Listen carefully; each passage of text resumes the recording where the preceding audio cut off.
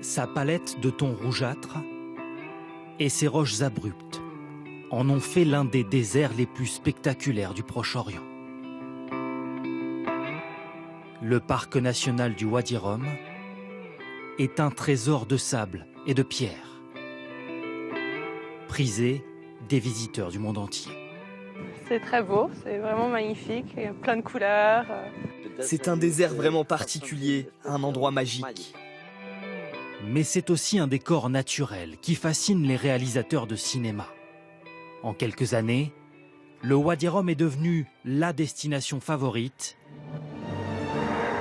des vaisseaux spatiaux d'Hollywood, comme ici, dans le dernier né de la saga Star Wars.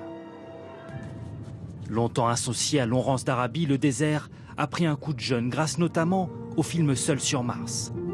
7 nominations aux Oscars, 600 millions d'euros de recettes à travers le monde. L'acteur américain Matt Damon y joue le rôle d'un astronaute laissé pour mort sur la planète Mars.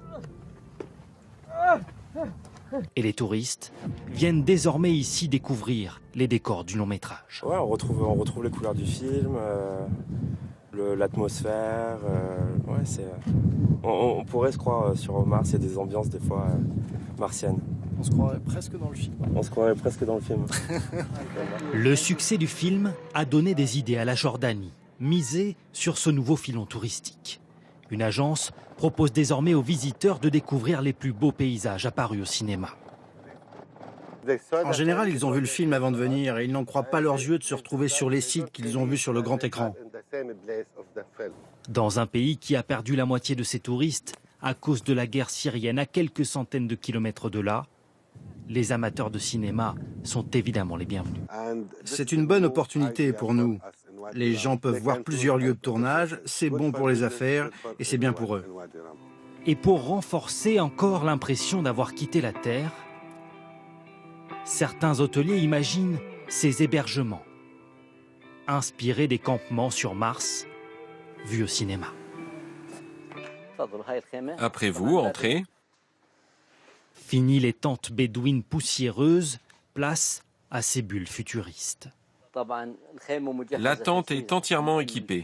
Il y a un bon matelas, l'air conditionné. Dehors, il peut faire jusqu'à 50 degrés l'été et des températures négatives au cœur de l'hiver.